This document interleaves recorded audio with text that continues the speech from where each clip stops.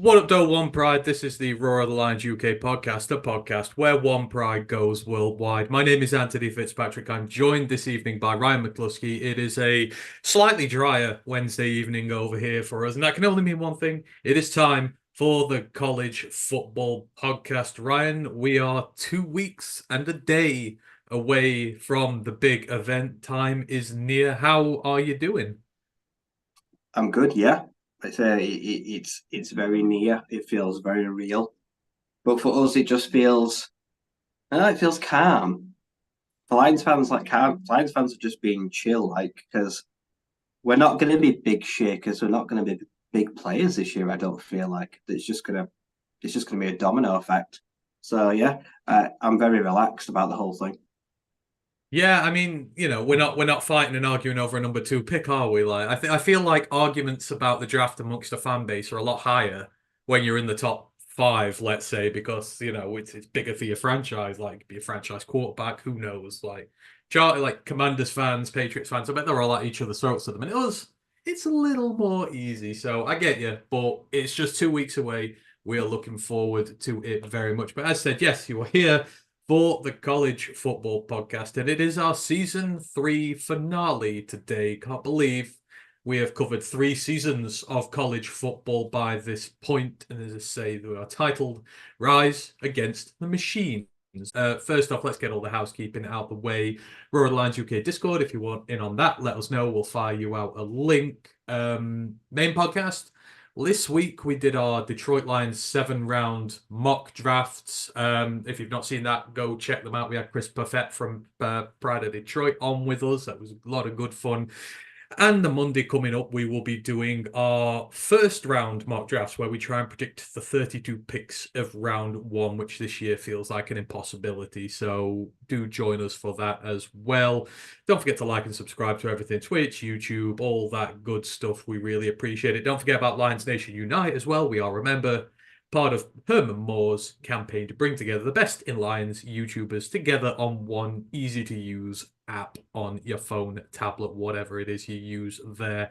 And don't forget, we're monetized, we're on Twitch, all that sort of stuff. So if you want to help us that way, that's great. But we just love having you all in the building. Right. First up, just a couple of, let's say, little shout-outs to get out the way here. So it was a big milestone for us this week, Ryan. We christened this week the 100K week. We were 300 plays away from having 100,000 audio listens of this podcast. And as of yesterday, we passed it. You go onto our little stats page now. It's 100K. It's like, I didn't envisage we'd ever get anywhere near that, but it's a lovely little milestone to hit, and proof that we must be doing something right to get there. Yeah, 100k watches, views, and 100k listens. So it means that we're catering to just as many people who want to watch the video as they do that can't make it there, and then they're going back and listening. If they miss it at the time, at least they're going back and then going to play the audio, which I think means a lot more. It means they're going out of their way to, they can't make the episode live, that they're then, like, say, they're doing the hoovering, they're walking the dogs, they're having their breakfast, wherever they can fit it into their day, or like while they're multitasking, listening to the audio, like I say, and I really appreciate people, like I say, taking time out of their day to plug in whatever what they're doing, like I say, whatever helps the time go pass by. Exactly. You're stuck with us now. You listen to us, and we're going to do it more. We're going to hit for the 250,000 next, and kind of like not as a special thing, but we're both wearing our football shirts there. We're both dressed up. I've got my lovely Chesterfield kit on. Ryan's got his Bradford kit on there. These are our home soccer teams over here that we're wearing. So you can see us dressed up a little bit there today as well. And as I mentioned, 3 seasons of the college football podcast. We appreciate everybody who has listened to me and Rye over the last 3 years, because like building the main lines podcast been hard. Building this is even harder because there's a lot of college football podcasts out there. But we appreciate all of you who do listen to us, to Brent, to Lisa, to everybody who supports us. Yeah, we're just really grateful. And we will be back in about a month's time. It's not going to be a big break. We'll be straight back into conference previews next year. We intend to do a lot more content as well next year. So look forward to that. But we have a show to do today. first. Let me just quickly shout out people who are in the chat though. Elijah Hanna is in the YouTube chat, says, hello fellas, like button is smashed, love your channel. Really appreciate it. Thank you very much, and congrats us on that. So yeah, we really appreciate it, and we appreciate you for supporting us. I know Lost Oceans is in Twitch as well. If you've got anything you want to ask us during the evening, if it's the last college pod of the year, please do so draft-wise. We'll get to it at the end of the show. Silver Rush 24 is subscribed at tier 1 on Twitch, been subscribed to 8 months. Really appreciate that. Thank you very much, Silver Rush 24 there. So let's get to it. So we wanted to do something a little bit different for the finale, because for the finale, you've got to do something a little bit different from there.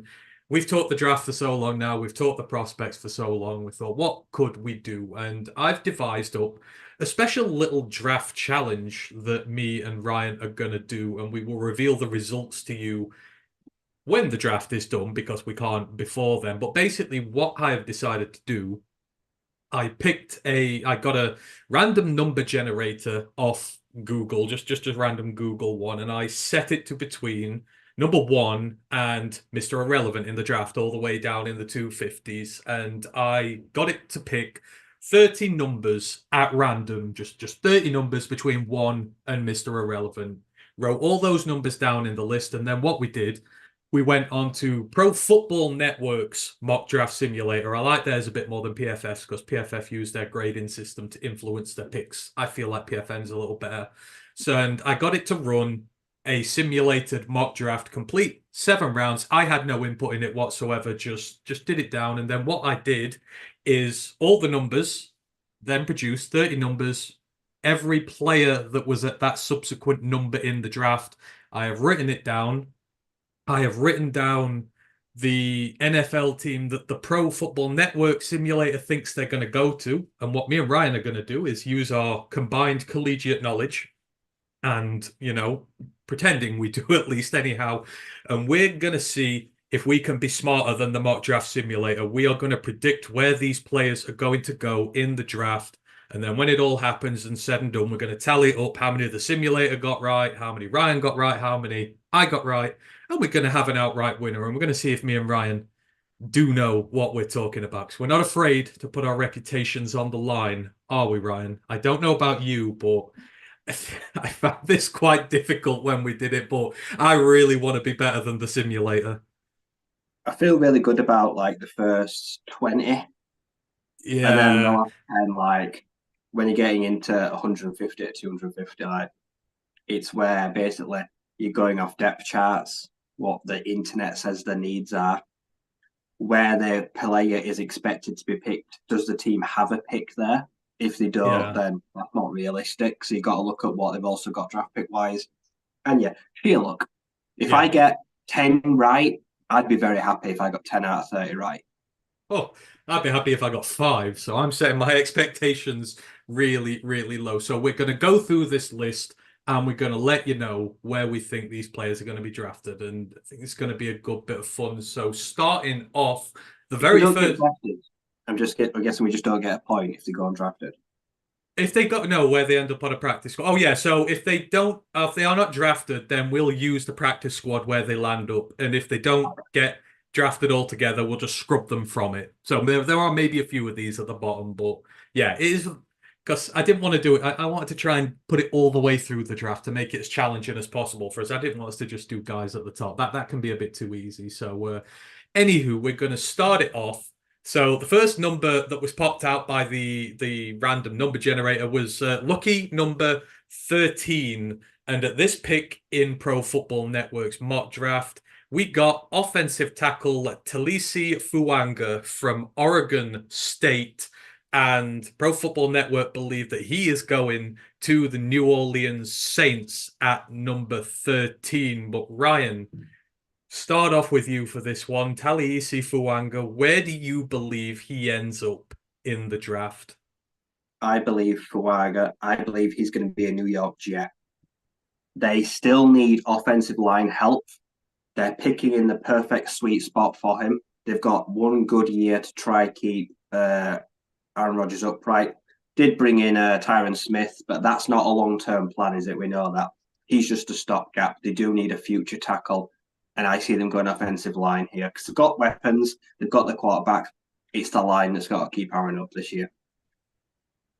Yeah, yeah, I can buy that there. So for me, for one guy, I've been a long advocate. He is a Jim Harbaugh player through and through and through. The LA Chargers need a tackle. They need a right tackle specifically, and you know the first thing Harbaugh is going to do is implement a run game in LA, and he needs a right tackle to do this. And Fuanga is one of he's the biggest railroader in this draft. He will dig out trenches on the right-hand side of that line for second-round draft pick Blake Corum and co. to go to work. Yeah, I fully believe the Chargers are going to trade out. They don't need a shiny new wide receiver. Trade back, let one of the teams just below them, a few spots, go up and get a receiver, get a few more picks, get your right tackle of the future. But he screams Jim Harbaugh player to me. So Fuanga, we have Pro Football Network going to New Orleans. Ryan's going to the New York Jets. I am going to the LA Chargers. Right. Let's move it on. The next number that came up was number 29. And before everyone goes, oh, the Lions are picking there, what did the mock draft simulator say? Well, actually, the Lions didn't pick here. They traded up to number 16 to go and get Quinyon Mitchell, the cornerback out of Toledo. So I don't know whether the simulator was doing some trades on this one, but instead it was the Seattle Seahawks on the clock, and at 29 they picked wide receiver Adonai Mitchell from Texas. And as I say, PFM believes he's going to Seattle. But Ryan, where do you believe Adonai Mitchell is going? I believe there's only one place he can go, and I believe that is to save Josh Allen, who needs a miracle. He's a Buffalo Bill. Gabe Davis is gone. Stephon has forced his way out on bad times. If that juggernaut of an offense, which has stuttered too many times in the playoffs, is going to continue to still rack up big yardage and scores, it's going to need a big threat, and it's going to need a deep threat. And I believe that's AD. I think that's the wide receiver one for the Bills for many years to come. See, I've thought along the similar lines of you. It's AFC, but I've got him just going a few picks later to the Kansas City Chiefs. Now, with all the stuff that's going on with Rashid Rice, I still think they need a wide receiver, even if he is. But at 6'2", 205 pounds, super quick off the line of scrimmage. He's a really great route runner. Like, he's the guy who's going to separate early, and he's going to give Patrick Mahomes just that extra weapon as well as some of his more downfield threats there. And I don't know, he feels like a pick the Chiefs will make there. I know he's been mocked there a lot. I didn't base it on this, but the style of receiver he is, they do need a guy there. Picking at 32, I think Adonai Mitchell's going to be a Chief. So PFN says Seattle, Ryan says Buffalo, I say Kansas.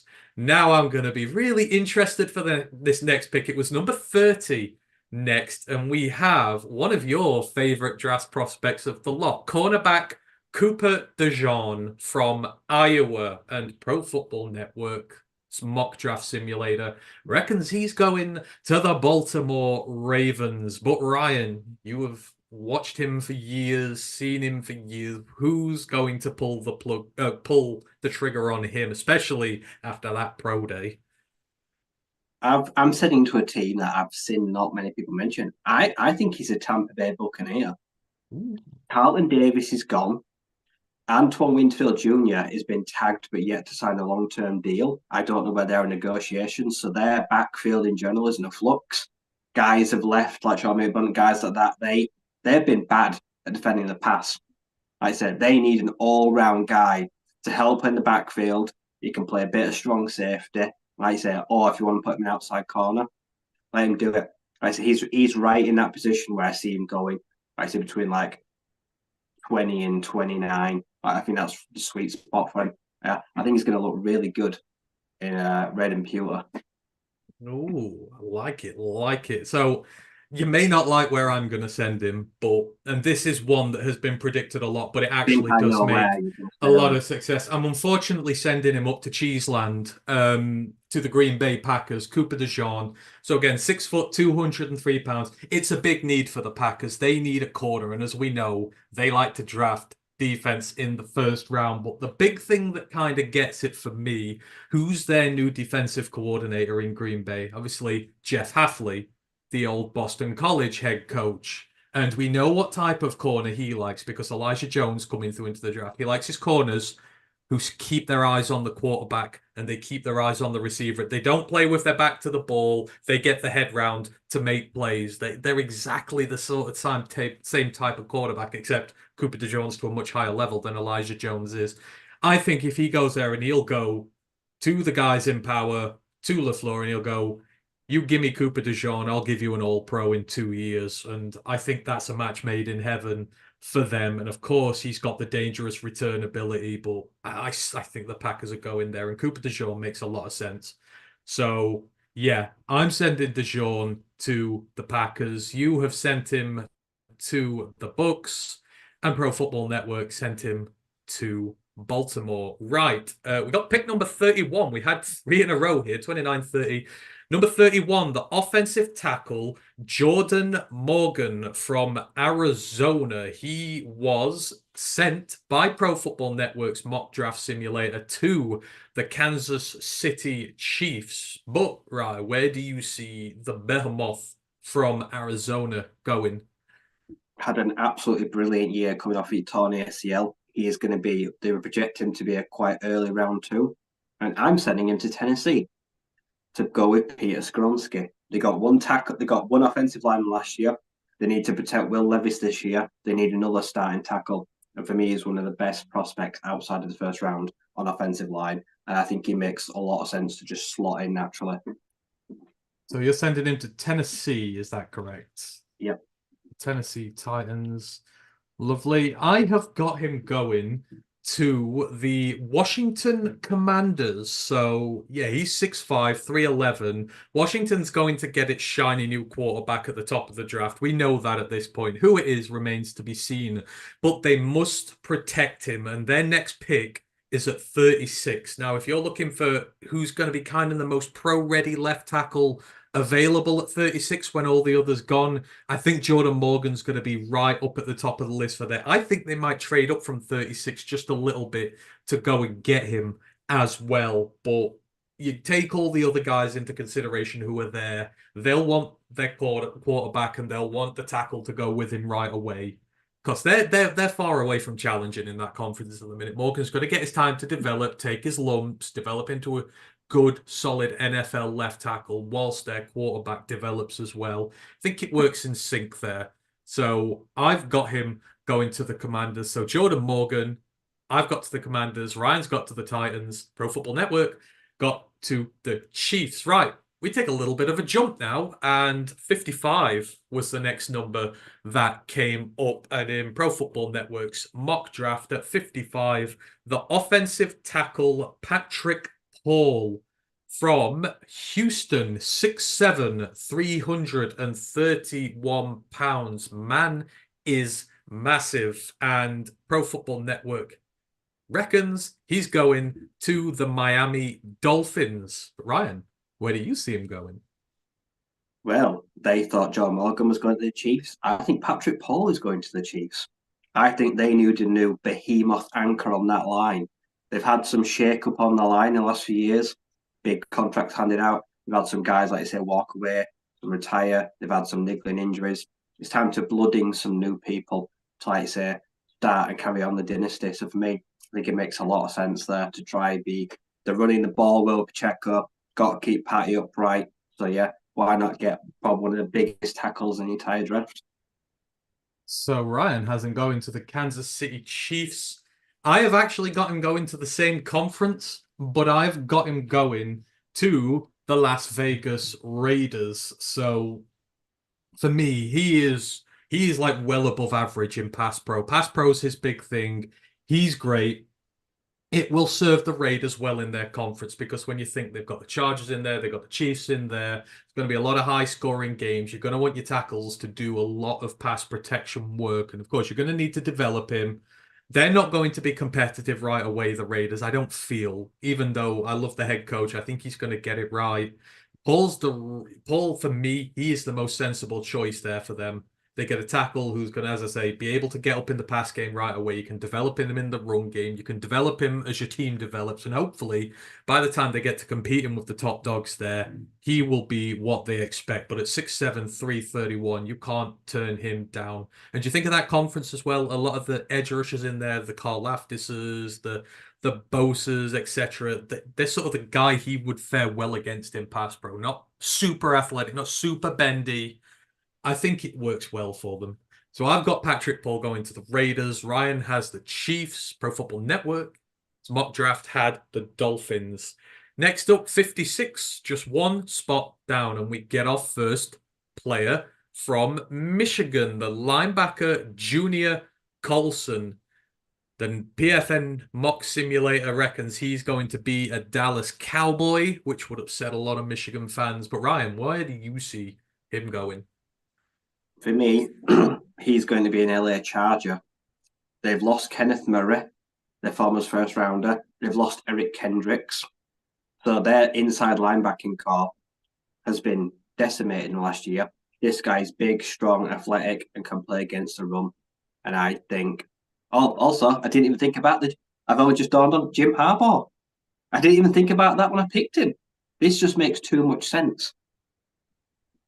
Yeah, I get it. I see that entirely. I didn't actually think about that either, but yeah, I think that's a really good shout there. For me, unfortunately, again, I've got Junior Colson coming back to the NFC North, and I figure I found out the first two picks of the Green Bay Packers because that's where I'd send him. He's 6'2", 238 pounds. Now, he is a very instinctual, strong coverage linebacker. All the traits the Packers are missing. They've let Devondre Campbell go. There's a big gap in there. They've got Key Walker. They need someone to put beside him. Now, you think about our conference and who's in it. Amon-Ra, Laporta, Addison, Kmet, Hawk. All these really good interior threats down the middle of the field. Like, coverage linebackers are going to become a necessity sooner rather than later in this conference. The Packers don't have many linebackers. I think they'll shoot up high and they will get Junior Colson. And I would hate that for us because I think he's going to be really great. I actually wouldn't half mind us going to get him. But for me, again, I just looked at all the teams and the Packers makes way too much. If they're going to take one high, they're going to take a linebacker high. I think it's going to be Junior Colson. So for me, yeah, I'm sending Colson to the Packers. Ryan is sending him to the Chargers. Need to keep writing this down. Pro Football Network's mock draft to the Cowboys. Right, next we go to pick 65. The tight end Ben Sinnott from Kansas State. And the PFN mock draft had him going to the Carolina Panthers. But Ryan, do you agree or do you disagree? I disagree. I'm sending him to a team that clearly needs a tight end too, because they just offered 3 years and $12 million for one, but didn't get him. Now imagine Ben Sinnott in the 49ers offense. He plays H-back, so he can take over Kyle Juszczyk one day. He can be the second man behind George Kittle. I think he would absolutely eat up as a tight end too in that Shanahan offense. I think he makes a lot of sense for 49ers. And they've got 2 fourth-round picks. I said they can use them to move up to get him, or they can wait to see if he falls. I'd say they're prime, like say day 2, early 3. That he could just fall into their lap. See, I like this because me and Ryan have done these independently. I've not got the same team, but the first thing I've got here is 6'4", 250 pounds. Ryan mentioned the H-back stuff. My first thing, former fullback, does the dirty work, type end stuff that this team likes. And he's highly versatile. Like I say, you line him up in the backfield, fullback, tight end. And also for a team who has a need at receiver, but doesn't have enough picks to deal with it, he also deals with that as well. So you kind of get a 2-for-1 pick with him here as a legit receiving weapon. I've chosen the Colts because the Colts are one of those teams who operate with such guys. But I actually really like your pick as well because I think I didn't think about the 49ers in that regard with the H-back. I don't know what their wide receiver situation's like, but I think we're on the right track here. I think one of us will get him for that there. So I've got Ben Sinnott going to the Colts. Ryan has him going to the 49ers, and I just need to put that in our thing here, and then PFN has him going to the Panthers. Next up, pick 66. Cornerback Max Melton out of Rutgers. And actually, I think PFN did a good job on this one. They reckon that he's going to be a New England Patriot. But Ryan, Max Melton, where do you see him going? I think Max Melton is a cowboy. I think he will go take Stephon Gilmore's spot on the outside. They've got Deron Bland on one side, who has got a nice knack of taking the ball. Now let's go out there and get a guy to complement on the other side.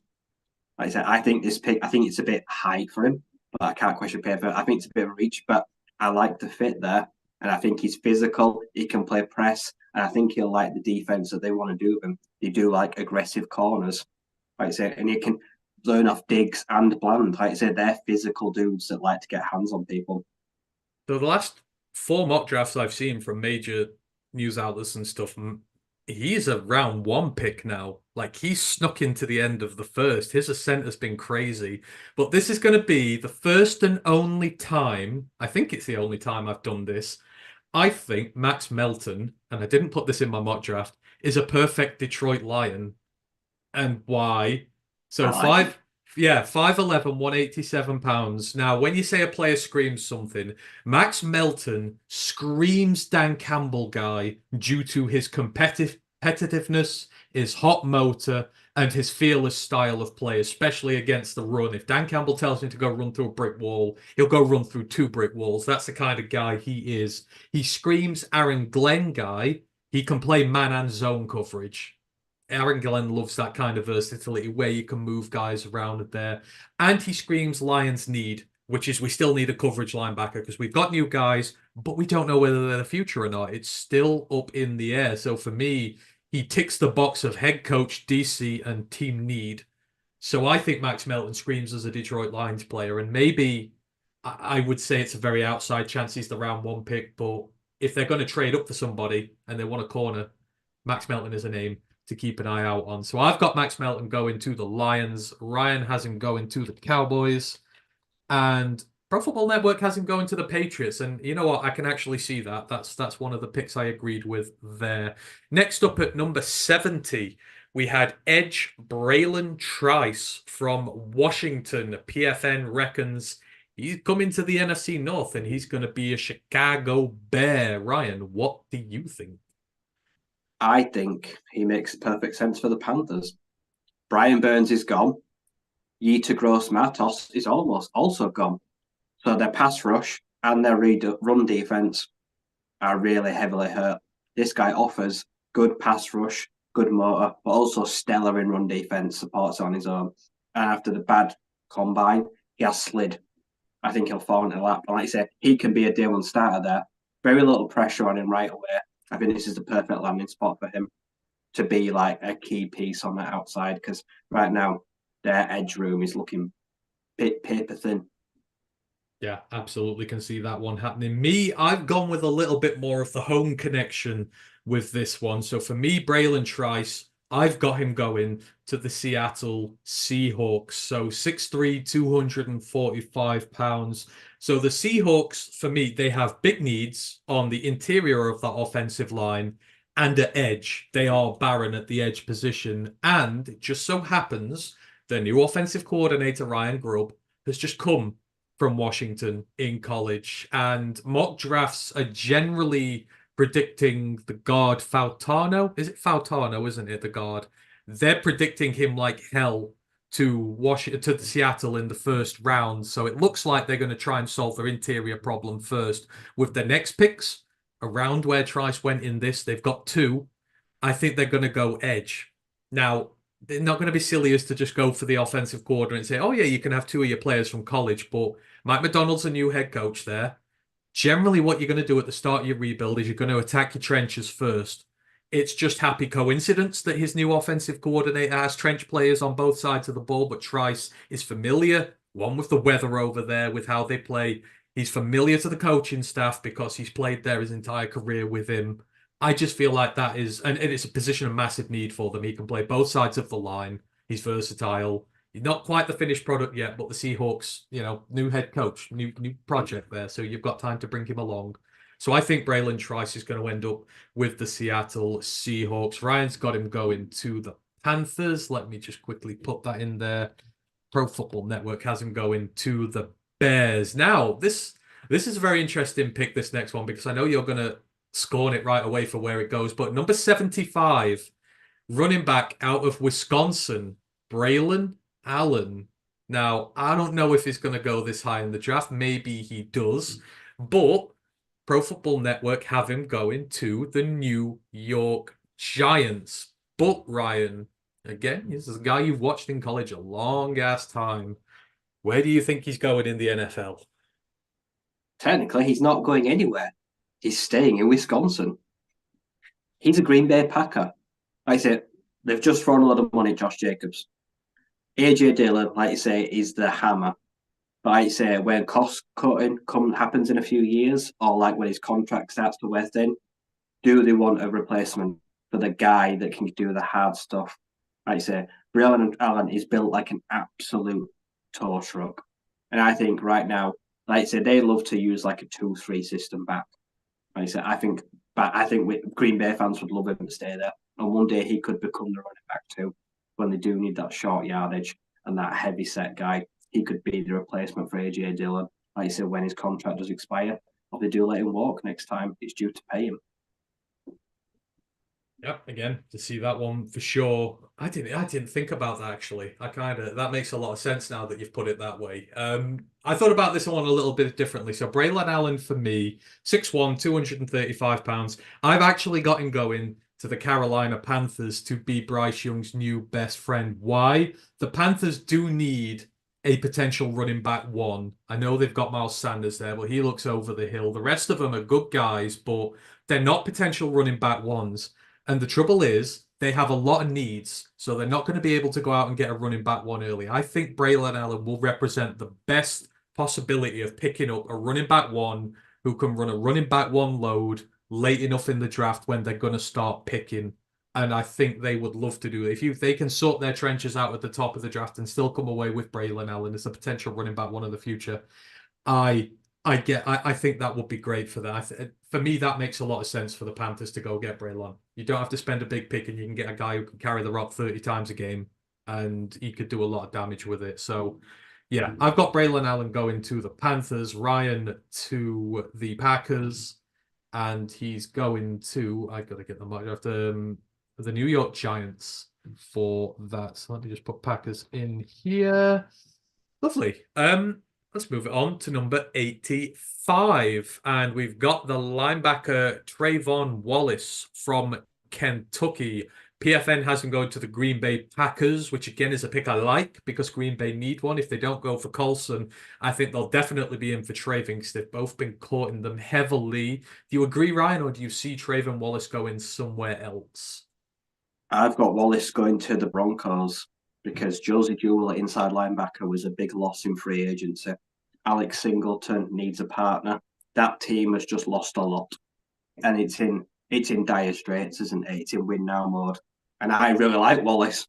I think he's a really good linebacker, and they need to shore up the middle of that defense. So I think you instantly get a guy to start next to Alex and restore that inside linebacking pair that was actually very good last year. I enjoyed watching the Denver linebackers. But yeah, I think it makes a lot of sense then. Plugs a hole pretty much straight away for me. Denver defense, not been bad on the whole. It's just that offense stunk out the place. So I've got him going to the Steelers. And this was because out of all the picks I did, he was the only one in the top 20 where I couldn't figure out where he was going to go. So I had to go back to this afterwards. And I did kind of have a look around and see where's he visiting, who's chatting about him. And there were a lot of Steelers chatter about it. And I'm there looking at the depth chart. I'm thinking, actually, Trayvon Wallace is going to be a very good inside linebacker at the next level. He needs some development. If you're going to send him to a room where he doesn't really have to start right away, but he can come in, make an impact, you can use him scheme specific whilst you work him in, because that Pittsburgh defense is going to have a lot of big contracts it's going to have to pay out. They're going to need the next guys in there. I don't know. I sort of went with a little bit of online for that. I've not done it with many of these, but Trayvon Wallace, I've got going to the Steelers. Ryan's got him going to the Broncos. PFN's got him going to the Packers. Now, the very intriguing one. Pick 100. Edge. Jalix Hunt from Houston Christian was a top 100 pick here. And I think we were chatting about him not that long ago and kind of can, it is a possibility he can go there. So, Jalix Hunt, PFN had him going to the Arizona Cardinals, but Ryan McCluskey, where do you have the FCS sensation going? I stand by my 7-round Lions mock draft on Monday, where I picked him. I think he comes to Detroit. We need an experimental outside linebacker edge to push and try compete with James Houston. And this kid is the kid to do it. He's a potential absolute stud. And 100 might seem a lot high to some people. Like I said, some people, it could be too low. I've seen a lot of people say he's one of the most underrated players in the whole class. For me, this is not a pick. This is a pick I'm happily willing to gamble on a player, like I say, with huge upside. Like I say, despite the lack of actual competition he's played against the last few years, doesn't bother me in the slightest. Like I say, he could be an absolute gem. And he fits what we're trying to do. We're trying to get faster, bigger, with more bend around the outside. This guy, let's say, if we're going to put him in a 2-point stance as well, he could eat just like we did with Aiden. Yeah. No, I can see it. I can. I do. And like I say, Brad's not afraid to go out and make those picks. So Ryan's got Jalix Hunt going to the Lions. I've got him going to our non-conference arch nemesises, and I've got him going to the Dallas Cowboys.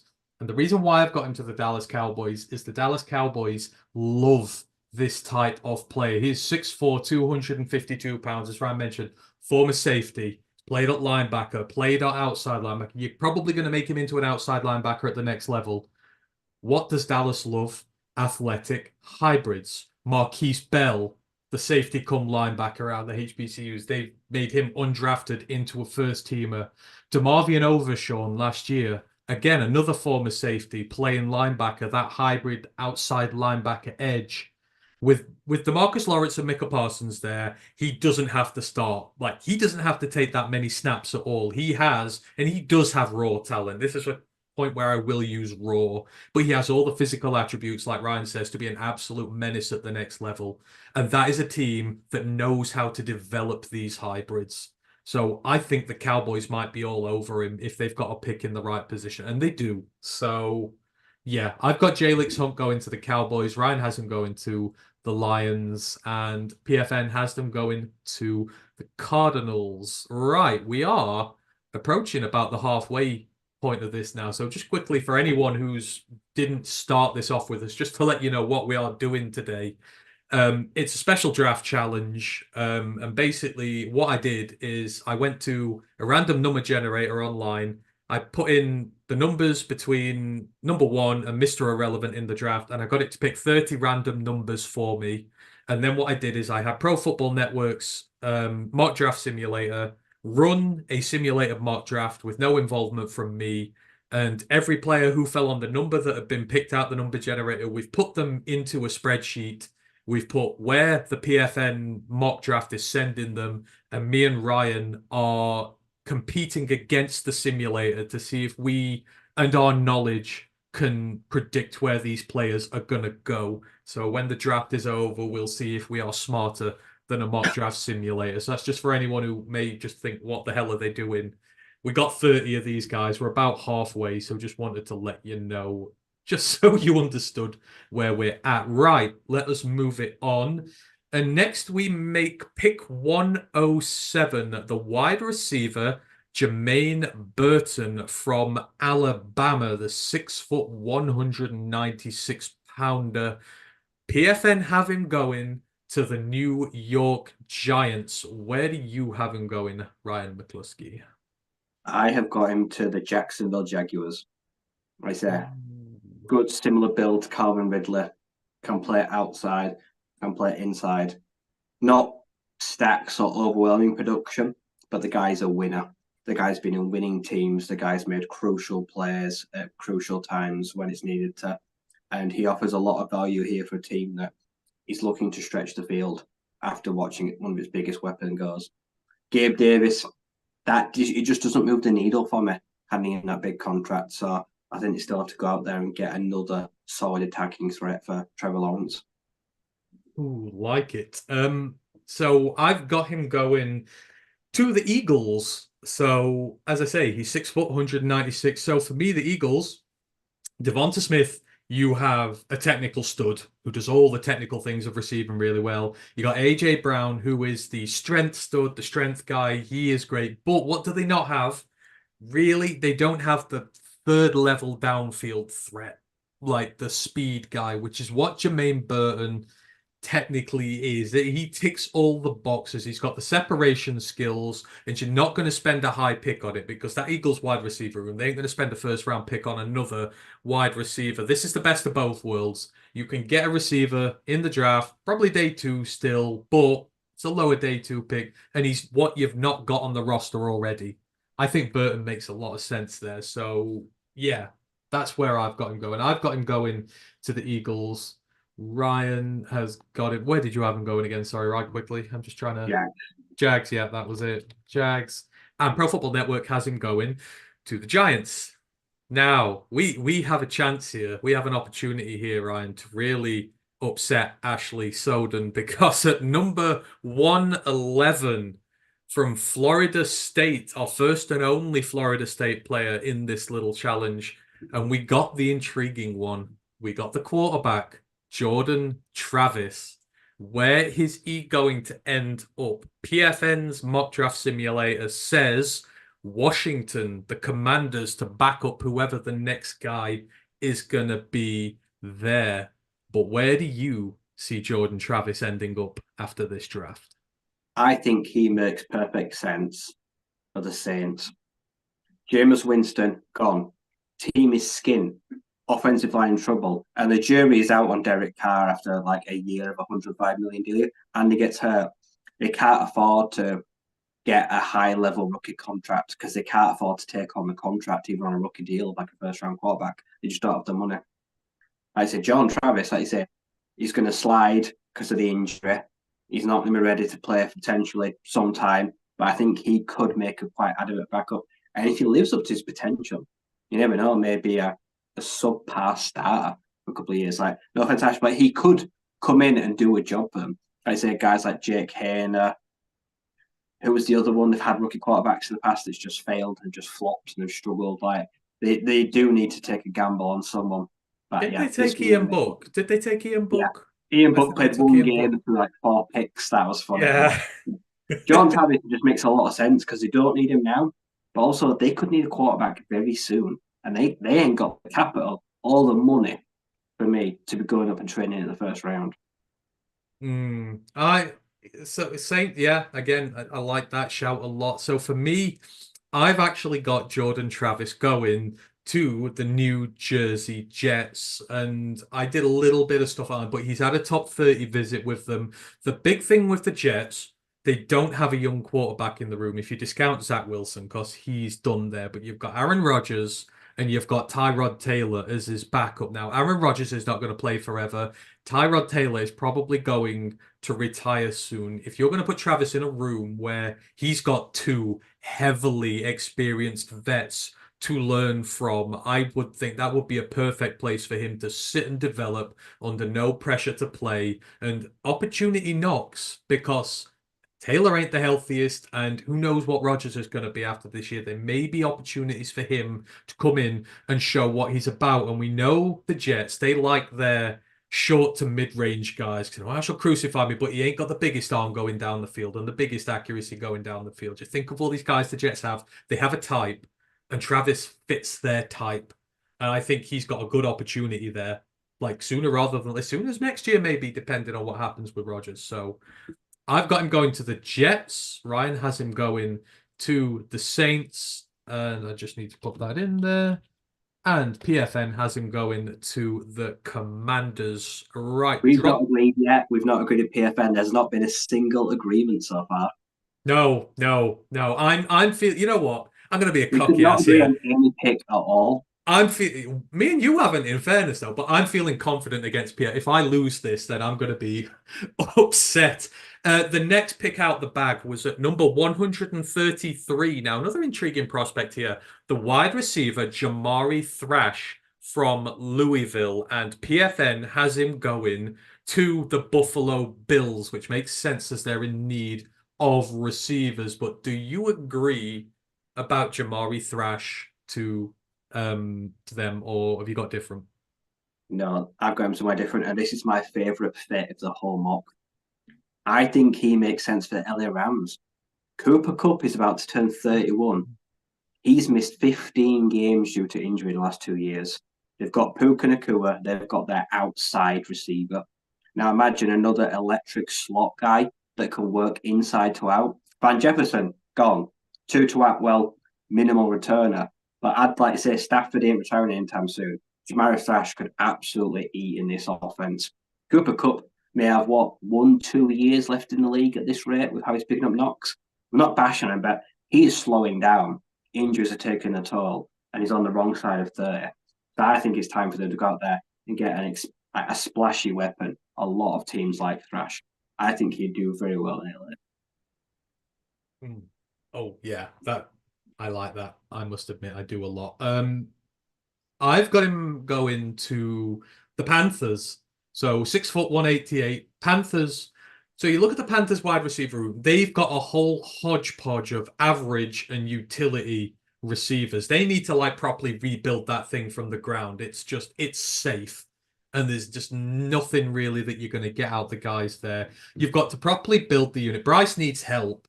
And for me, when I look at Jamari Thrash, I can't help but think, and I see the same type of receiver as Jermaine Burton, who we were talking about earlier. And when Bryce and Burton were at Bama together, they made magic happen. It was one of his best seasons there. I think Bryce would love a target who can, one, as you said, he's electric. He will get off the line of scrimmage quick. He will get separated quick. And given the amount of hits Bryce takes there, I think he'd love to have a receiver who's going to be available for him early to get the ball early, a safety net, as you will. And I think if you're going to rebuild your receiver room, Jamari Thrash ain't going to cost you a top pick in the draft. You will get him later on, but I still think he could be a starting slot this year, and you just develop him and you sort of take the rough with the smooth. Because again, they ain't going to be competing very soon. So this is the perfect chance to get guys who, when they reach the ceiling, are going to be far beyond what you've spent for them. So I've got Jamari Thrash going to the Panthers. Ryan has him going to the Rams, and the Bills was the answer from PFN. 135 next, just a couple of picks down. And this is one I had to do a lot on because I don't know this guy as well. The offensive guard, Layden Robinson from Texas A&M. PFN had him going to the San Francisco 49ers, which is another one of their picks that I like. But Ryan, where do you see Layden Robinson going? This guy has started for like the last 2 or 3 years now. All of his games at right guard. And who is in dire needs of guard? The Raiders. Harnum is entering his last year of his rookie deal. May not get an extension. They've got no depth on that interior offensive line. Their offensive line play last year and last couple of years has been torrid. Their run game has struggled. Or like I say, Josh Jacobs actually did play well. Aside from the run game, quarterbacks have struggled. Let's go and get in there a plug and potential play, right guard. Kick Donald over if you need to, or go out and, like I say, let him be the replacement for a year. If you don't want to pay him, he could be the natural replacement for a guy while he ends his rookie deal. So yeah, I think he's someone that is in dire straits and they need offensive guards quite badly to LB, I believe. Well, we're all in the same sphere. We're all on the West Coast at this point. I've got him going to the LA Rams. So again, 6'3", 302 pounds. He's a really good run blocker. First and foremost, he knows how to block when it comes to running the ball. He's got really good short area speed to thrive in that outside zone system, which a lot of the West Coast offenses use. He needs a lot of polishing and development, but for the Rams, that's actually quite perfect. They've just paid Jonah Jackson. They've just paid Dotson. They've got Steve Avila, who's going to be the starting center of the future. They don't need starters on that line right now, but what they are desperately in need of is depth, because that chart is barren afterwards. So if you want a guy who's going to fit your system best in relief to start with, and then long term the best, Leighton Robinson strikes me as that guy who would fit in that system really well. BFN said San Francisco. I can see the same reasoning with that, but I reckon he ends up in that area of the country for sure. So Ryan's got the Raiders. I have got the Rams. PFN has got the 49ers. Now, we're staying over that area of the country. We've got 143 next, and we've got the running back Bucky Irving from Oregon, and PFN reckon he is going to be an Atlanta Falcon. Ryan, where do you think Bucky Irving's going? Can I just say that pick makes no sense? Why would he be a Falcon? They don't need a running back. The Bengals need a running back because they just traded Joe Mixon away for a bag of magic beans. They brought in Zach Moss, who's had, one good year?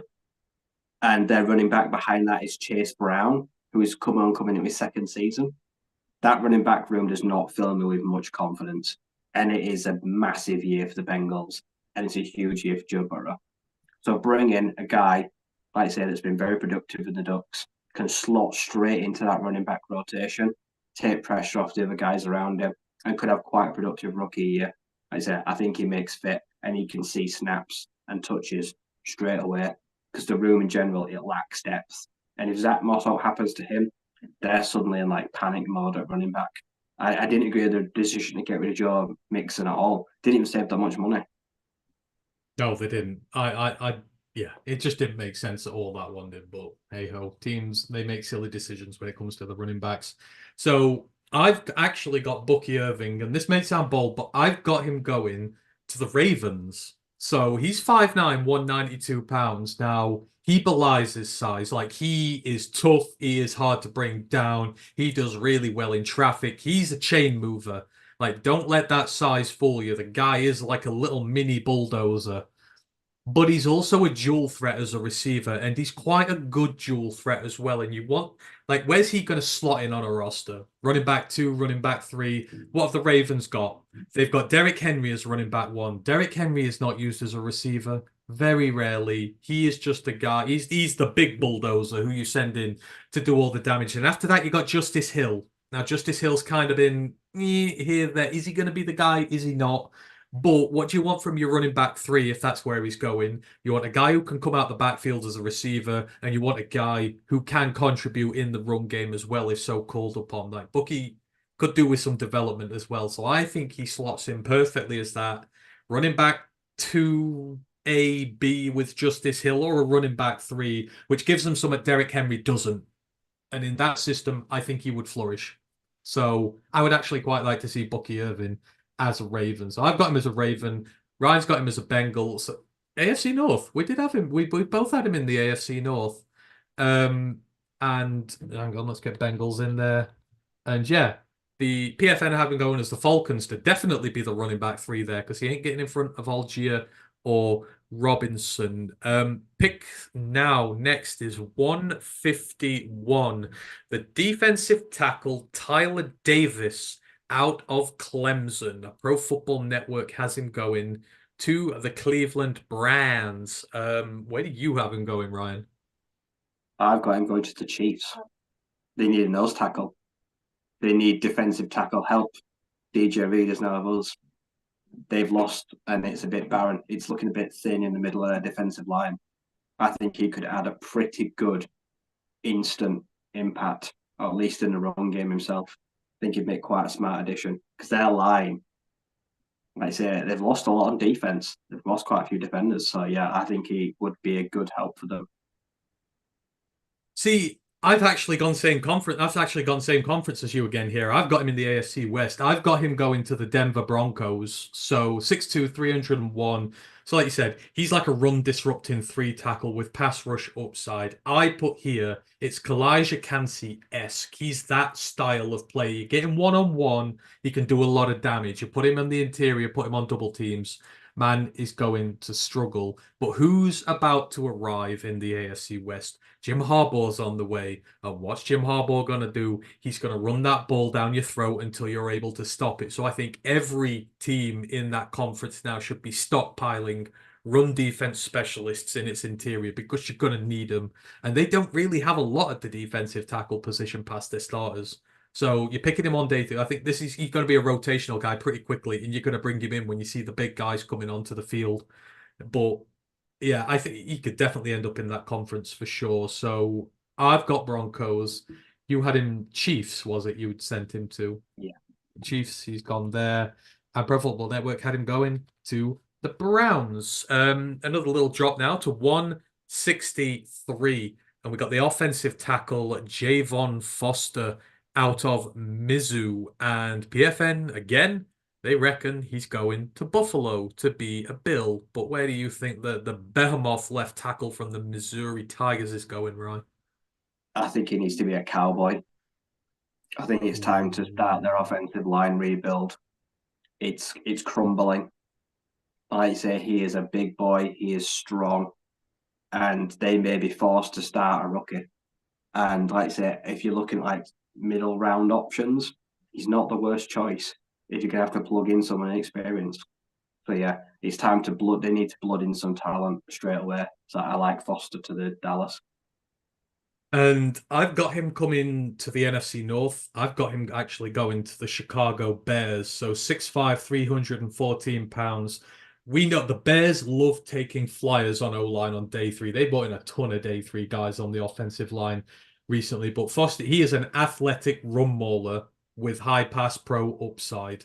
And if you think about what that Bears team is, that Bears team loves to establish the run. They love to run the football on the ground. They want a tackle who could run game first, pass pro second. I think he fits their style of a relief guy, whether he's 6th guy on the line, you bring him in to help with the run game in the jumbo packages.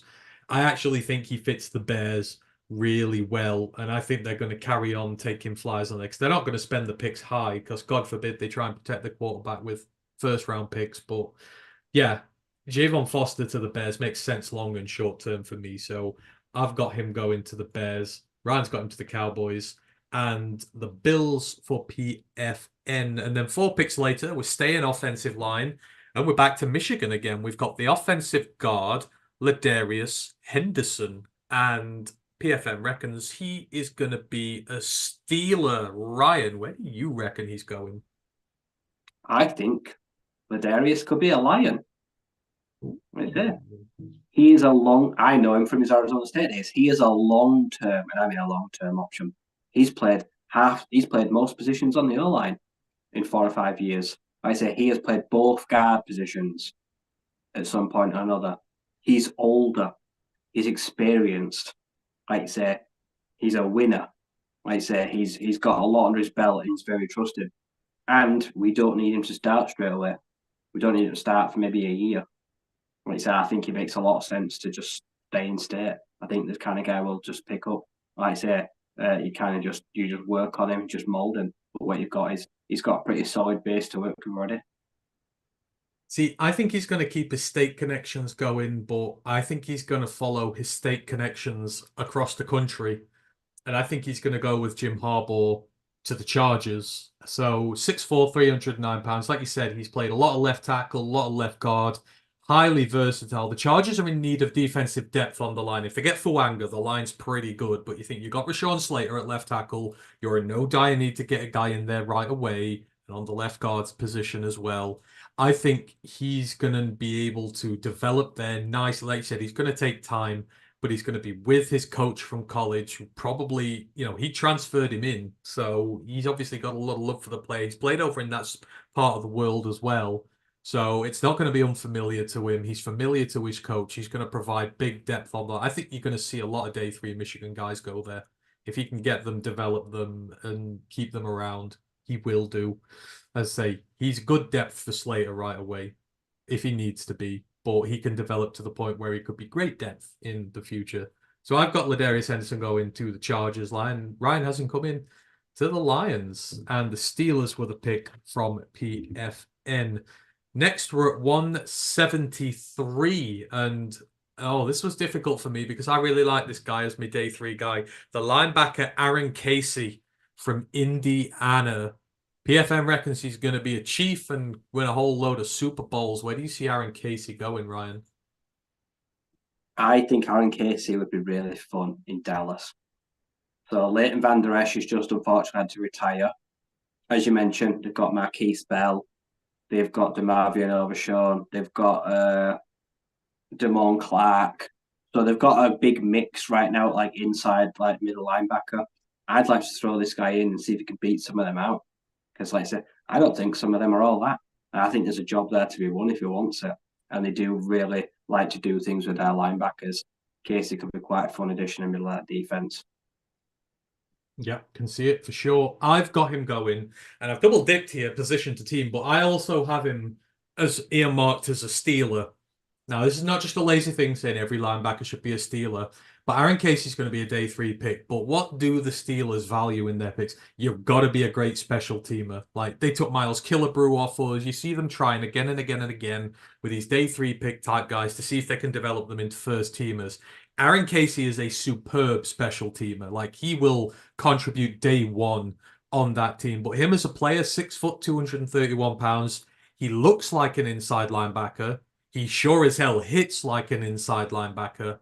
His only issue a little bit is just up here. Does he think like an inside linebacker? Can he utilize the IQ side of it the most at the next level? He's not going to need to start in pit right away, and he's got some of the best guys in the league around him. Some of the like these guys are the ones you want to learn off. Like he will soak it all in like a sponge. I feel it's a perfect place to just marinate him, get him ready, and bring him up, and at least have him as a solid part of your rotation. So if you can get solid rotation guy in that linebacker room from day three, Steelers would be delighted with that. And just the way he plays the game, his attributes, yeah, he screams Steeler to me at that point. So I've got him going to the Steelers. Ryan has him going to the Cowboys. Was Cowboys, wasn't it? It Yeah. was. Yeah. And the Chiefs from PFN. And then 3 picks later, we're at pick 176. And we have the first of our two cornerbacks from Maryland. We got them both here. Tarheeb still is up first. PFN reckons he's going to be a 49er. Ryan, where do you reckon Tarheeb still is going? I found this fit fairly easy. I think he's a giant. They have one. Well, actually, they've already got his teammate. Deontay Banks played multiple years with Taib still on the outside. Why not reunite them? Like I said, because on the other side, you're looking at Darnay Holmes, I think, is the other cornerback too. I think you could upgrade that position. And the second, we just lost Xavier McKinney. It's reeling, it's hurting. It needs a bit of juice on the outside. And their nickel position's not great. Like I say, so I think Tahib could just work around inside and outside if needs be. Let's put the Terps back together in Metro Life. Oh, see, now that you've explained it the way you have, I kind of don't like my pick as much now you've done that now. But so I've got Tahib still going to the Packers. Now, people go, you've already done Packers. I think the Packers are going to pick multiple corners in this draft because they need multiple corners. I had them going with Cooper DeJean earlier on. But Tahib still, again, he's a guy who's been talking a lot with the Packers. And again, it's just, I know Jeff Hafley, the style of cornerback he likes. Tahib still fits that mold of cornerback the new DC likes, and I think they are going to bring in guys who he can work with. So, yeah, Tahib still. I have him as a Packer. Ryan has him as a Giant. And PFN again, they had him as a 49er. 15 picks later. And he's not going here in the draft. He's going 100 picks earlier. Matt's going to smile because he mentioned this on the pod yesterday. But number 191, the edge, Mohamed Kamara from Colorado State. PFM reckons he's going to be a Colt, but what do you reckon, Ryan? I don't like this pick. I don't want it to come true. I've got him as a Viking. Oh, Danielle Hunter gone. DJ Wonnum gone. Marcus Davenport gone. They've brought in what Jonathan Green had, but the pass rush, it's gone. Brian Flores with Mahind Kamara in his back pocket. God, what a toy he'd love him with. Like I say, he's just got that natural pass rush instinct. I would hate to face this kid twice a season, but he just screams to me Viking. Oh, oh yeah, I like that. Damn. Oh God. Yeah, that is a pick I can see happening for sure. Oh, I don't. I hope mine happens now. I hope that doesn't. So I don't think I don't think Mo Camara is going to be allowed to leave the state. He's a Colorado State player. They play at Mile High occasionally. I think the Denver Broncos are going to be all over him. I know he's met with George Patton, but the Broncos have a really bad edge rooms. If you look at it, they've got like a mass of unproven rookies and average starters. You've got like Nick Benito. You've got my guy from Arkansas last year. I can never remember his name. The outside linebacker. He's there, but you don't have like a bona fide starter on there, and your vets aren't that great. You need to replenish that room, and you need to start off by getting a guy who can get to the quarterback. Like look what Karlaftis has done for the Chiefs. Like you've got to get weapons on the edge. He's 6'1", 248 pounds. If he was 3 inches taller, he'd be a first round pick. That's how stupid it is. He's got the arsenal of pass rush moves. He's going to be an impact day one player on passing down situations while you develop the run game. I think he's going to be just fine. And history agrees because who was the last major undersized pass rusher to come from Colorado State who had nearly exactly the same measurements as him? Shaquille Barrett. And I think most people would like a Shaq Barrett on their team, multiple time Super Bowl winner. Like these guys have pedigree, and these Mountain West guys are tough as fuck. They can overcome all these challenges. So I've got Mo Camara going to the Broncos, and probably about 3 rounds prior to where this was had. And Ryan has got him going to the Vikings. Let me just update my chart here. Pro Football Network had him going to the Colts. And then one pick later, Michigan, we're back again. There's that many players in the draft. Of course, we were going to get multiple Michigan players. We've got the wide receiver Cornelius Johnson from Michigan. PFN reckons he's going to be a Seahawk. Ryan, what do you reckon he's going to be? Oh, this is just easy. He's a Charger. I said Quentin Johnston, people don't trust him. Mike Williams, gone. Keenan Allen, gone. Like you say, like they need a receiver. So why not bring in a receiver that you know that can be wide receiver too if Quentin Johnston gets his shit together? Oh, like yeah, yeah. No, I get it. It's pretty good. It's pretty safe assumption. If it's a Michigan player, there's a good chance he's going to go to the Chargers. But I've got him going to the Bills. So I'm kind of similar with you. I know you've had your like Bills wide receiver earlier. He's 6'3", 212 pounds. Now he needs a lot of development because obviously he's been in the run heavy system at Michigan. You could saw what he could do. I think it was 21 when he had his really good year. You saw what he can be, but he's not quite got there yet. The Bills are obviously going to take a wide receiver in round one. They're going to take one high, but they still need depth at outside receiver.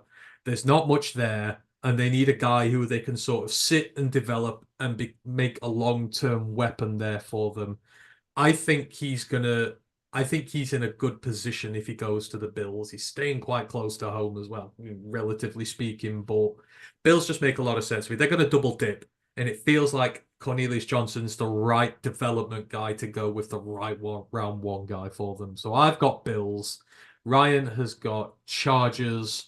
And the Seahawks was the pick for Pro Football Network. Right, we got 6 guys left now.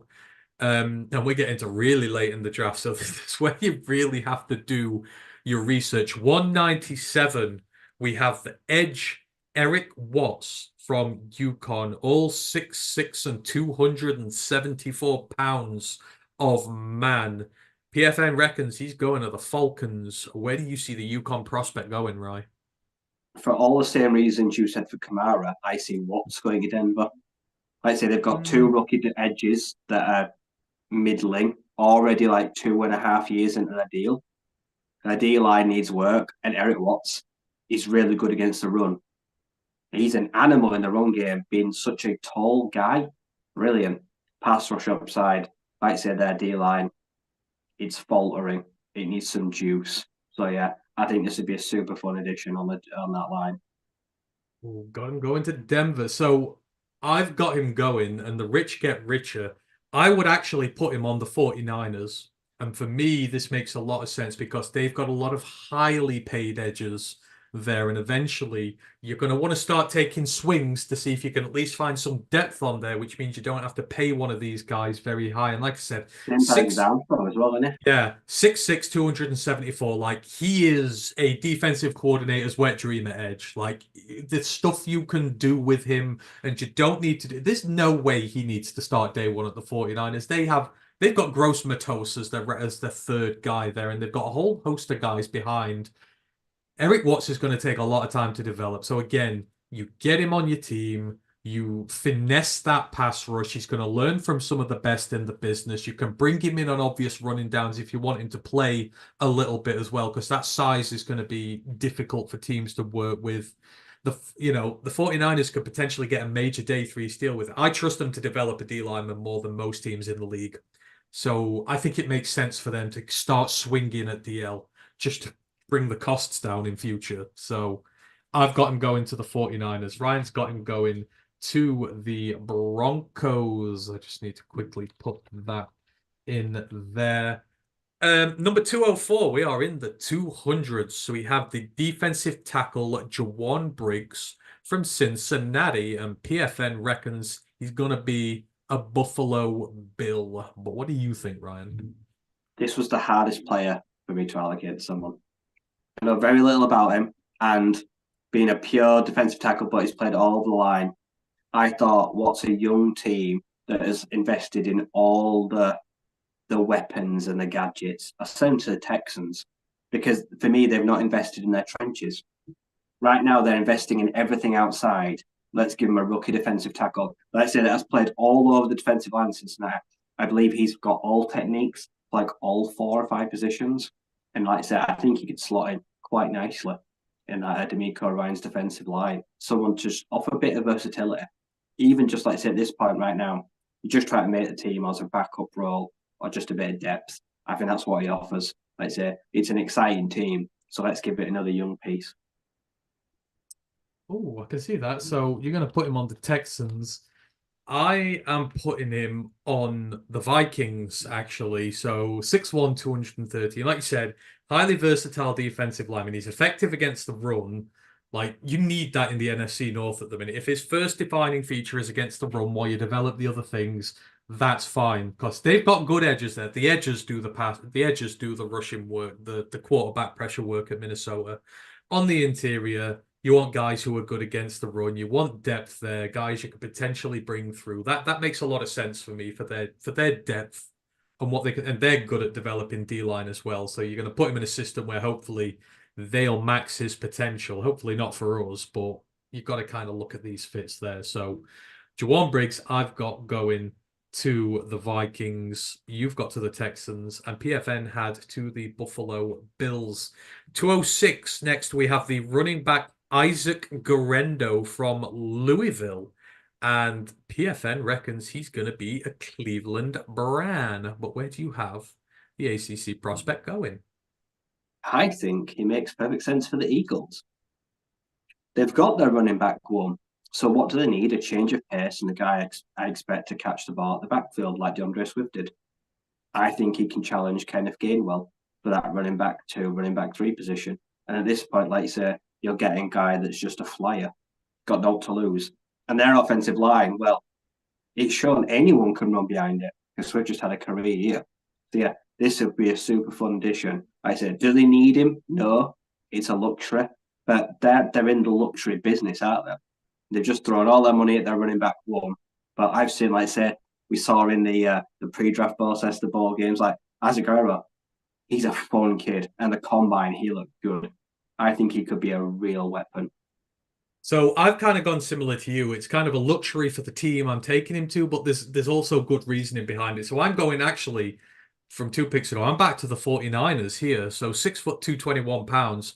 Obviously, they don't need a running back one because they've got Christian McCaffrey. But you look at the depth behind Elijah Mitchell, after starting really well, has kind of not really come on where he should be. And then you've got the old LSU guy, Tyrion Price Davis, is it? It's Tyrion Price Davis they've got there, who's not really done much. And both the knocks on them two is they can't pass protect.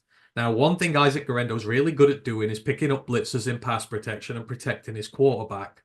And for them, he's got very little mileage on the clock. I think he had, what, 120 something carries this year. He'd not had 60 in a season before that. He'd had loads of injury problems earlier in college. They've gone now. But in terms of them spending a late day 3 pick on a guy to come into their running back room and again give them something they don't really have right now, which is a good guy to protect the QB and to also potentially take a load as well, because Grendo can take running back 1 loads. He's just not really needed to in college, but he did this year. So I don't know. I just feel like they're going to keep reloading at the position. I don't think they'll be happy. They'll never be fully happy. And of course, McCaffrey can't carry on taking on, what, 300 or whatever stupid amount of touches he had last year. His body's going to break eventually, or he's going to have to reduce it. So you're going to want guys who can come in and take a good portion of that off him. So I've got Isaac Garendo going to the 49ers. Where did you put him again, Right? Sorry, I just need to... Eagles. Eagles, that was right. Yes, got you in there. We got 3 more to go now, and we're going back to Maryland, which, I mean, God, Maryland's got to be some sort of DBU now, because just every year they got DBs coming out their arse coming into the draft, and this time it's Jaquan Shepherd, the other corner in this draft, and they reckon he's going to be a Colt. So if my knowledge is quite right, Maryland, Indiana, they're not too far apart, are they? That's kind of Baltimore, Indiana. I think they're quite close. That's kind of a local connection there. But yeah, they've got him going to be a Colt. But where do you see Jaquan Shepherd going? If he's actually on the board at this pick right now, Brad Holmes might be picking for. I would want him. But you sent Taheeb Stills to the Packers. I'm sending Jaquan Shepherd to the Packers. And I know, because I read that I believe he's only had 1 top 30 visit. And it's to Green Bay. And this kid is like 6'1", and like 200 pounds. He is a big boy. And for me, yeah, they need to replace Jay Alexander. Like I said, I think this kid could kind of stem the bleed in that aspect. Like I said, Kejon Nixon corner, but he's a returner. Kevin King's kind of just come out of mini retirement, going to Atlanta, not going back to Green Bay. They need some outside help, and they've brought the kid in for a visit. So if he's on the board here, you've got to think they're going to pull the trigger because they've already met with him. This is a steal right now because it's a throwaway pick. Oh, yeah. No, I can see. I like sort of how we're thinking there. We are thinking along these lines. But yeah, he's 6'2", 205 pounds. He has elite size. And I say he's coming from a system which is actually quite proven now. You look at this, I mean, because they got safety in the draft this year as well. So, and they had 2 top picks last year. Yeah. Too. Yeah, so this is DBU. So he's coming from a school with some pedigree in regards to this.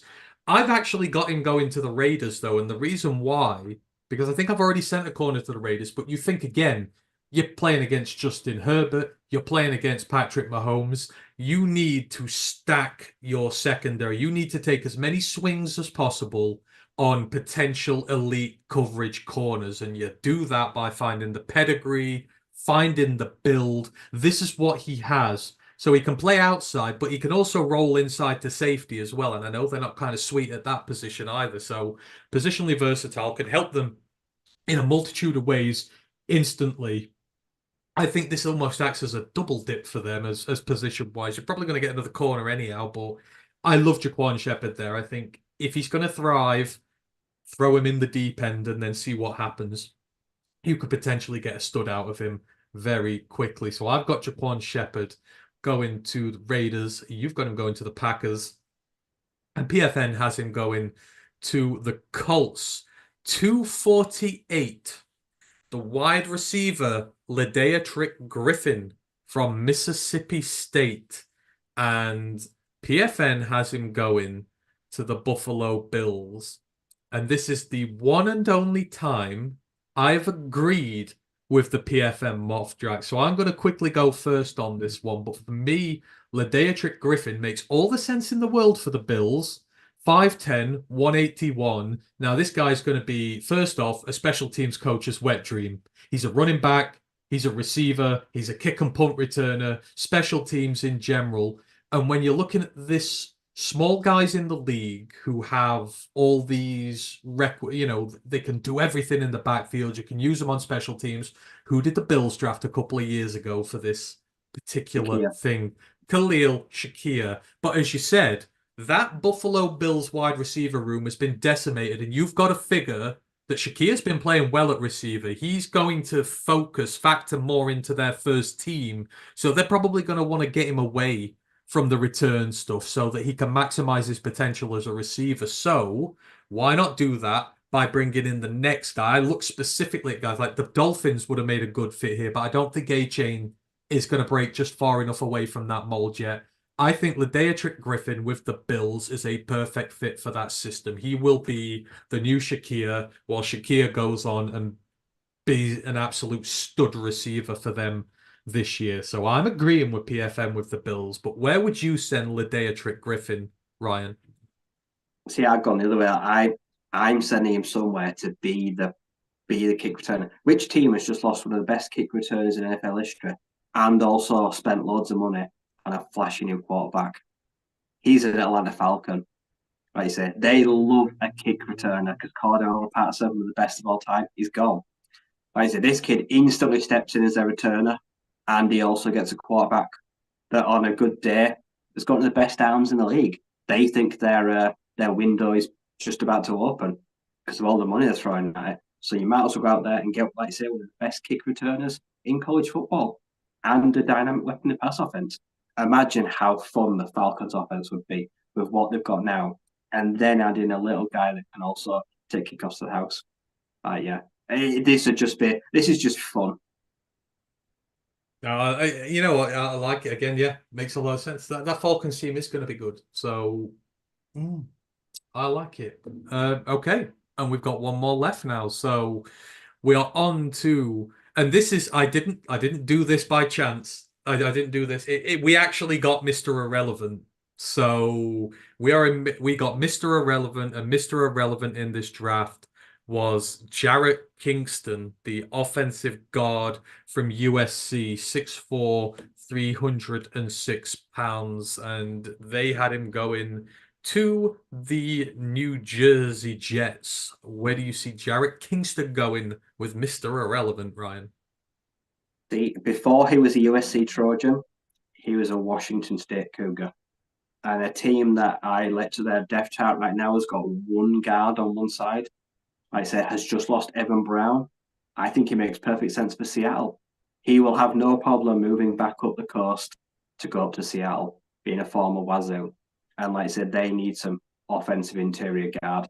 Like I said, some help there. And like I say, he's going to sit, he's going to learn. But yeah, he could potentially be a low-key average starter one day and learn behind the guys they've got right now because they don't have a lot on that offensive line in the way of depth. It's been a rough few years then. They've lost a lot of guys. But geographically, it should be no issue for him either. So you've got him going to the Seahawks. Okay. I am going to finish this whole thing off. I have him going to the Tennessee Titans, and I have him going there because having read a lot, because again, I knew nothing about Jared Kingston going into this. But a lot of the stuff I've seen, and again, I don't trust USC players very much, but he struggles a bit of guard. They reckon his future is going to be at center, potentially guard center, somewhere in that interior. I'm looking for a guard. I'm looking for a team that can develop its offensive line guys well and who is short of depth at center.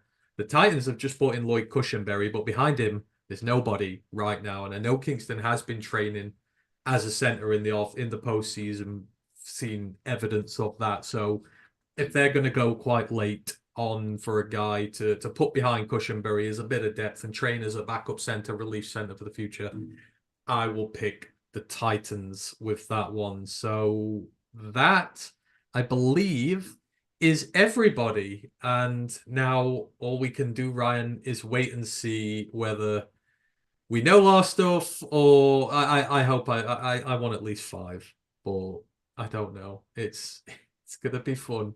Stakes for the draft now. So yeah, that was there is a lot of love going to the Bills. The thing is, Grandizer, with this, we picked the players at random. So we could have picked 30 players who we all felt was the best scheme fit for the Packers. If this wasn't one scheme fit for every team in the NFL, it was just complete randomization, and it threw out a very weird assortment of guys, but I found it quite fun. We only got one quarterback. Just like I say, the odds of that so unlikely. We got Jordan Travis. Yeah, like literally we didn't get any of the top 10 pick, but I kind of like that because the first round mocks, a lot of people kind of know, and we've had to do a lot of the lower picks in there as well. So like we are basing this purely on what we know and what we've researched. So we've had to work really hard to do this. So yeah, that is the main thing we had on our show, to be fair. If you've got any questions or anything you want to ask whilst we're still here, please do so. I know there was one earlier from Brent, because Brent super chatted us $10. Appreciate that, Brent. Thank you very much. I know I commented at the time, but I just want to get through the stuff first. But he says Haynes/Stiggers and don't care. Yeah, you've got fans here. Go Army, go Blue. Well, go Navy, but hey ho, NCAA champions. Do you think Brad will double down on offensive line or another position in this draft, Ryan? Yes. I'm not sure which position he will double down. It wouldn't surprise me if it's guard or edge rusher. I can see it. See, I would go one further. I reckon he might triple down on offensive line. If he goes for day 3 prospects on the offensive line, I think he might triple down, but he'll certainly double. I'm pretty sure it'll be the offensive line, but outside of that, I don't know if edge, because we've got Houston and I think they're Pascal. happy at corner as well. I reckon they might draft one high corner and that's it. See, I think they might double dip. I think corner's the second likeliest position. I think they could go high, and then I think at least you take a development guy. But it's like you said, if Jaquan Shepherd sat there at like 205 or whatever, and then you're like, yeah, maybe I should do that. So I think it will go offensive line. I think it will go corner, and then I think, yeah, I can't do defensive line. I guess that's a cop out. But yeah, defensive line, screw it. They double dip at that. We'll take interior and edge as well. So those are the ones I have for you there. Anything else? It's not the Buffalo Bills draft show, Grandizer. It's just how it works. To be honest, I sent I most only sent one players. player to the Bills at the whole thing. Yeah, hang on. Who did we send the most to? So I sent 2 to the 49ers. 2 to the 49ers. I spent 3 to the Packers. Like there was a lot of Packers centric players in here. I sent 1 to the Bears. I sent a few to the Chargers, but we got a lot of Michigan players. So I sent quite a lot to the Raiders as well. You sent a lot to the Cowboys. There's a Cowboys show for you. Um, oh dear me. Let's just have a quick look on Twitch. We've had a first time chatting there from Nikki VT. Hope you are doing well. If that was a long time ago, I apologize, but thanks very much for commenting in there. Marmocker goes, what did you send to Kansas City? Who did I send to Kansas City? Hang on, let's go back. Me. I sent a nose tackle. Yeah, you did. Chiefs, I sent Adonai Mitchell. That's all I did for the Chiefs. I just sent Adonai Mitchell there. And you sent Tyler Davis. Yeah, I sent a DT. Yeah. So basically, I don't. If you've not been in since the start, Mark, we're challenging Patrick Poole. I sent offensive tackle. Oh yeah. But we're challenging a mock draft simulator. Well, basically, I picked 30 numbers, put it into a random number generator for the draft, did a mock draft with PFN's network, got the 30 names that came out on the numbers, and we're challenging the mock draft simulator, see if we're better than it is. Hence why the show's called Rise Against the Machines. We're trying to show that these mock draft machine simulators are nothing compared to us. Let me just quickly fire Matt message, because I think we're about getting there.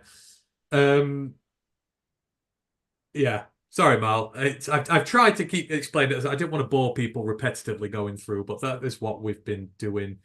Grandizer goes, every time I went to listen here, it was the Bills. Oh, screw it. Let's talk about the Bills some more then, shall we? Or should we talk about the Dolphins? Dolphins only have like 6 picks this year, because weirdly enough, when I did the mock draft thing, they forfeited one, didn't they? The Dolphins have forfeited a pick this year because they're cheaters. So you don't really want us to talk about the Dolphins this year. They've been naughty. I can't remember which pick they didn't lose did they lose their first round? Not the first round. They've lost.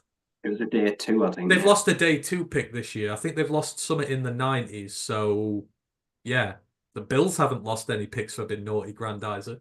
We sent a long snapper. We didn't have a long snapper in this. Ken No, we Stouter didn't get a go. kicker either.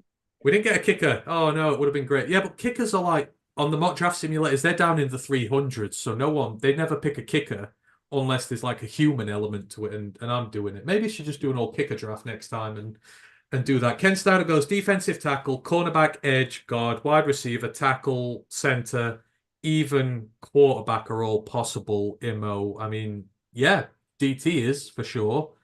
Corner definitely is. Edge definitely is. Guard, yes, as long as it's Christian Haynes. Wide receiver, yes.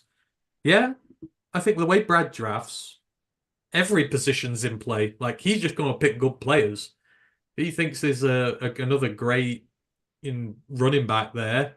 He'll take another great running back, even with us having Gibbs and Monty. That's kind of just how he operates. Grandazza goes, even the Packers got more love. No, we're just sabotaging the Packers, sending all these players there to them. This is just something fun to end the season with, not a Lions one. It was just all, all over the show there. I don't really think there's a great deal else, but Matt's still not here yet, so we're gonna just go on a little bit until he does. Ken goes, I see many people draft as a safety in the mocks. Not many draft a linebacker. Could be. I did a feel like- safety on Monday. I think we need a safety. I'm surprised you didn't go Tyler Newbin, but I guess he was gone by then, or did you just? Yeah, I genuinely think he might slip into the end of the first round. Yeah. I would love Tyler Newbin, but if we trade out of the first round, I know it'll upset a lot of people, but imagine like 34, 35. If we took Tyler Newbin, I wouldn't be mad. I mean, millions of people would be mad, Yeah. but I love him. I think he's an absolute stud. Yeah, it's Linebacker's difficult because it's Derek Barnes had a good year last year. If he did a bad year, I'd be like, yep, we've got to replace him. Jack Campbell, like say, ups and downs. Anzalone only walked the second year into the 3-year contract extension. so I just don't see him going anywhere anytime soon because we're not in a position where he can go. So this is the thing. It was what was it? It was about 3 weeks ago. I was on stream with Micro Mike, and we were doing this whole draft chatter. A lot of linebackers I like, but somebody, I just don't see where they fit in. Yeah, somebody specifically messaged on the live viewer stream many times, going, "Why is nobody talking about linebacker? Why is nobody talking about linebacker?" And then I sort of actually spent some time thinking about it, and I'm like, well, actually. Yeah, Barnes last year, Anzalone, you can cut him cheap next year. Malcolm, who knows what's going on there. Campbell, still a work in progress, but it isn't beyond the realm of possibility. Like, actually, I fell in love with Junior Colson in this process. If Junior Colson was to slip to 63, 60, hang on, I'll get my picks mixed up. 61, and he's there, like, I know I'm a Christian Haynes guy, but if you picked Colson there, I would actually secretly love it.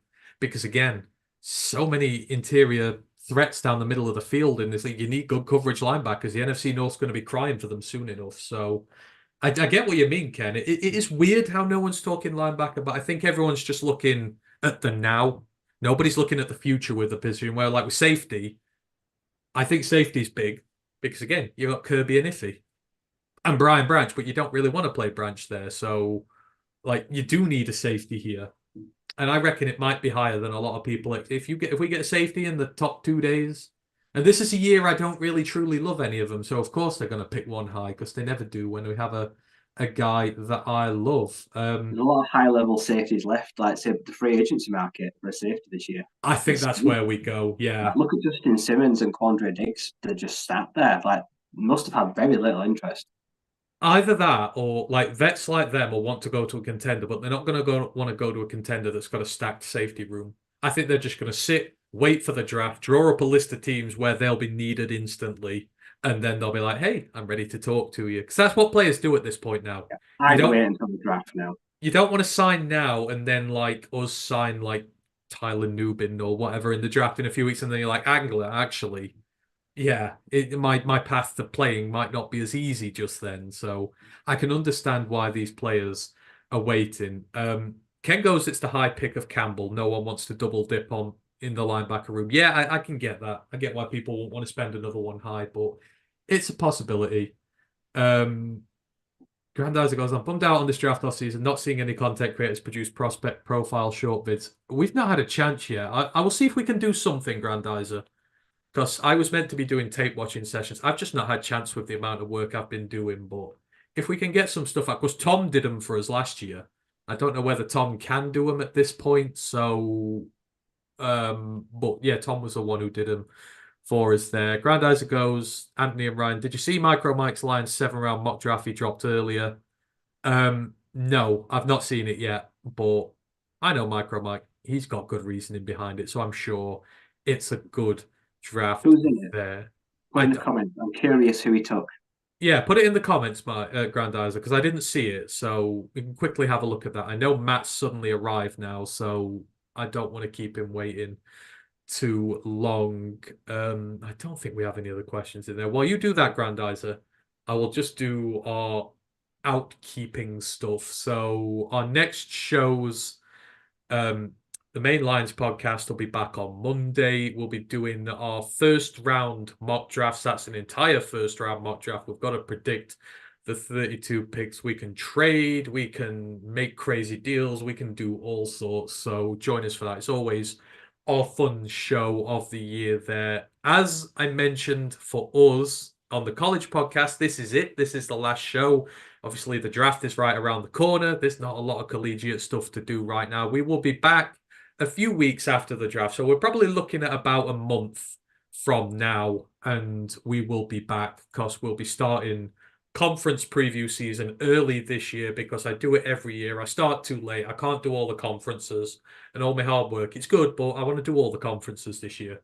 And I've got a lot of other shows planned as well. So we'll be back in about a month. So, but we'll let you know the results of today's challenge on the pod after the draft. We'll see if me and Ryan have beaten the mock draft simulator there. Brent asked us one more before we quickly go. He goes, who's a surprise late round pick or an undrafted free agent? A surprise late round pick or an undrafted? I guess I'll take this the way of who do you think's gonna slide right down there who nobody's expected? Because every year you get the guy who slides inexplicably. Is there anyone who comes to mind for you who could just slide off the face of the earth? See, the one that immediately comes to mind to me, he's ranked at the 130s in the draft now, but Kalen King has died. Like, his stock has just... That's not even day 2 territory anymore. He was a day 1 pick in mock drafts at the start of this season, and he's now in the 130s. Like, that could just transcend to this whole process, but who do you reckon? I reckon that this mock having him at like 7 is like mental. The guy could go like 170, 200. His off season it's been bad. He's been slow. He didn't set the most bench reps. The workouts haven't been great. Like I say, the agility in that it just don't look there. Like I say, so I feel like he's going to slide because a lot of running backs right now, like people are going wild for guys like. I just saw someone today. Texas running back. Everyone think Jonathan Brooks.